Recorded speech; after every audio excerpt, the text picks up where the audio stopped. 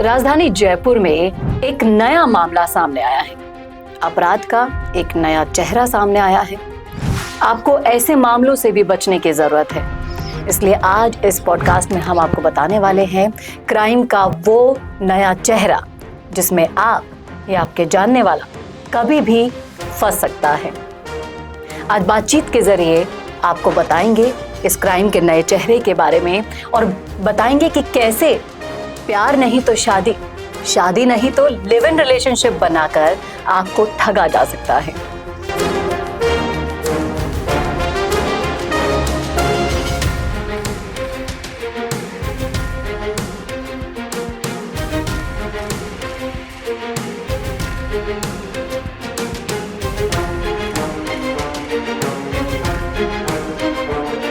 हुस्न का जाल आपको कर देगा कंगाल।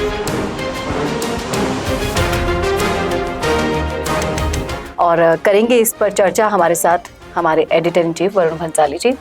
तो सर, जिस तरीके से अभी तक हम अपराध के अलग अलग चेहरे देख ही रहे हैं, कभी लूटपाट का चेहरा देख रहे हैं, आए दिन रेप हो रहे हैं, कभी चोरी डकैती तो सुनते ही हैं हम, लेकिन अब जो ये एयरपोर्ट थाने में मामला दर्ज हुआ है, बिजनेसमैन ने जो स्टोरी बताई है वो वाकई में चौंकाने वाली है।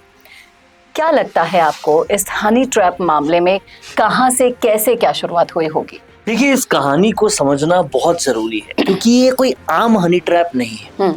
ये हनी ट्रैप एक सिस्टमैटिक हनी ट्रैप है जिसमें कोई भी फंस सकता है। तो आप भी इस कहानी को बहुत ध्यान से सुनिए। और ऐसे मामले राजधानी में होना शुरू हो गए हैं तो सतर्क रहने की पूरे राजस्थान को जरूरत है। इसलिए इस पूरे क्राइम की कहानी को बहुत ध्यान से सुनिए जो एयरपोर्ट थाने में एक बिजनेसमैन के साथ हुई। इससे ये पता चल रहा है कि बिजनेसमैन से पैसे ऐंठने के लिए एक पूरी सिस्टमैटिक प्लानिंग हुई है, पूरा गिरोह है इसके पीछे। लेकिन उस गिरोह ने किस तरीके से काम किया उसको देखने की जरूरत है। पहले उस गिरोह ने एक लड़की भेजी, उस लड़की को उस बिजनेसमैन के कारखाने में जॉब दिलवाई। अब वो जॉब करती रही। जॉब करते करते ऑफिस के काम की वजह से लेट तक रुकने का बहाना बनाया और लेट तक रुकने के बहाने मालिक के करीब आती रही। अब जब मालिक के करीब आती रही तो धीरे धीरे बातचीत बढ़ने लगी, शादी का प्रस्ताव रखा। लेकिन मालिक तो पहले से ही शादीशुदा था तो मालिक ने मना किया कि मैं शादी नहीं करूंगा।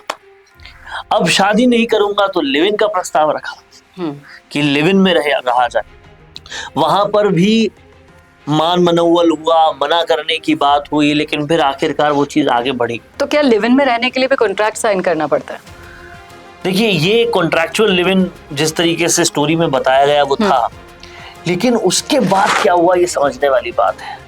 लड़की ने धीरे धीरे अपने पत्ते खोले और 3 लाख रुपए की डिमांड की और फिर ब्लैकमेल करने भी लगे। उसके बाद ये केवल एक लड़की नहीं कर रही थी, इसके पीछे पूरा गिरोह था। ये तब पता चला जब उस लड़की ने उस बिजनेसमैन को बुलाया एक अलग जगह पर जी। और वहां पर उस लड़की के साथ 7-8 लोग और थे, जहां बिजनेसमैन को पकड़ लिया गया, धमकियां दी गई, बहुत सारी चीजें बताई गई और फिर जाकर उन्हें 3 लाख नहीं बल्कि 6 लाख रुपए की डिमांड की गई और इस तरीके से पूरी बिजनेसमैन को ट्रैप किया गया।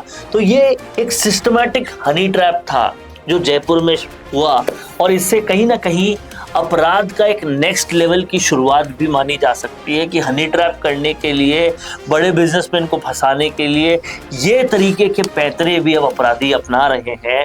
तो ऐसे अपराध से सतर्क रहने की बहुत ज्यादा जरूरत है। इस मामले में झूठे केस में फंसाने की धमकी भी दी गई थी। क्या लगता है आपको, इतना आसान है झूठे केस में फंसा देना?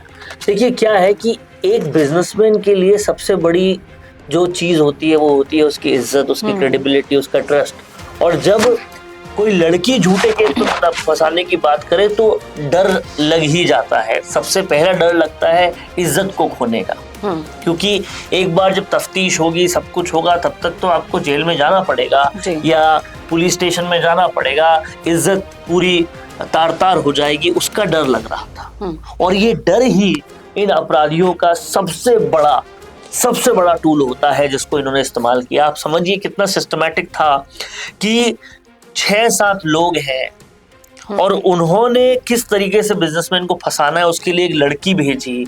लड़की ने भी आराम से इत्मीनान से टाइम लगाया, इश्क लड़ाया, फिर शादी का प्रस्ताव रखा, फिर लिमिट तक आई, फिर 3 लाख की डिमांड की, फिर 6 लाख ऐंठने की बात की। तो ये बहुत सिस्टमैटिक तरीके से सारी चीजें हुई है। इस तरीके से अब गिरोह जयपुर में काम करने लग गए हैं। तो तमाम सारे बिजनेसमैन को भी सतर्क रहने की जरूरत है कि ऐसा सब काम अब जयपुर में चल रहा है। लेकिन सतर्क रहने के साथ साथ मुझे लगता है कि और भी चीज़ें हैं। देखिए, आप एक तरफ तो छोटी छोटी सी बात से आहत होकर लोग सुसाइड कर रहे हैं, दूसरी तरफ जब कानून को यहाँ पर 2 तरीके से लिया गया है, एक ने सही एक ने गलत इस्तेमाल करने के एवज में पैसे ऐंठे, दूसरे ने कानून को अपनी रक्षा के लिए अपनाया। आज बिजनेसमैन मान लीजिए अपनी इज्जत का हवाला देकर सुसाइड भी कर सकते थे, बहुत सी ऐसी चीजें हैं, लेकिन वो डर के आगे पैसे दे सकते थे। लेकिन यहाँ पर पुलिस के पास गए, कंप्लेन की, तब ये चीज बाहर आई। और इसी तरीके से सब बिजनेसमैन को, सब लोगों को सतर्क रहना जरूरी है, क्योंकि ऐसे मामले जब तक बाहर नहीं आएंगे, लोग सतर्क नहीं होंगे, तब तक अपराधियों का हौसला बढ़ता जाएगा और राजधानी जयपुर क्या पूरे राजस्थान में इस तरह के अपराध बढ़ते जाएंगे। और कहीं ना कहीं सामने आना जरूरी है, पुलिस को पूरी बात बताना जरूरी है, और तभी ये अपराध रुक सकते हैं। ये बिल्कुल सही कहा आपने, और कानून पर भरोसा रखना भी बहुत ज़्यादा ज़रूरी है। इसी के साथ इस कहानी के अंत में यही कहना चाहेंगे, सतर्क रहिए, कानून पर भरोसा रखिए, और नए अपराध इस तरह के हो सकते हैं, इसलिए अलर्ट मोड पर बने रहिए। क्राइम संवाद में ऐसी ही कहानियां, ऐसी ही रियल स्टोरीज हम आपके लिए लेकर आते रहेंगे। आप देखते रहिए संवाद भारत का, भारत के लिए। नमस्कार। क्या आप भी बनना चाहते हैं अपने जिले की आवाज? क्या आपके अंदर है सच दिखाने का जुनून? क्या आप भी रखते हैं समाज को आईना दिखाने का हौसला? तो संवाद न्यूज आपके लिए लाया है एक बहुत बड़ा मौका। जी हाँ, अगर आप भी बनना चाहते हैं अपने जिले की आवाज और कमाना चाहते हैं पत्रकारिता की दुनिया में अपना खुद का नाम, तो जुड़िए संवाद न्यूज से, जहां 4.5 लाख सब्सक्राइबर से भी ज्यादा का हमारा परिवार है और 10 करोड़ से भी ज्यादा व्यूज है। तो सोच कर रहें, नीचे दिए गए नंबर्स पर आज ही कॉन्टैक्ट करें।